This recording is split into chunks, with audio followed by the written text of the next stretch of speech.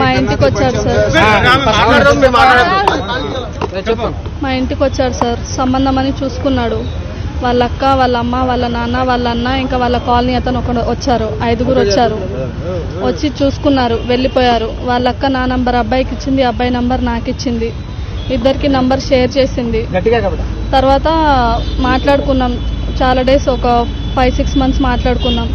తర్వాత మళ్ళీ వాళ్ళ మేనత్త కూతురు ఎక్కువ కట్నం ఇస్తుంది అనేసి నన్ను వద్దని ఇంకా వారం రోజుల నుంచి నా ఫోన్ లిఫ్ట్ చేయట్లేదు.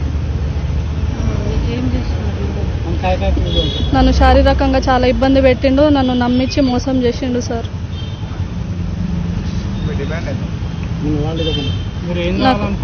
నాకు న్యాయం కావాలి సార్, అంతే. నేను అతన్ని పెళ్లి చేసుకోవాలనుకుంటున్నాను అంతే సార్.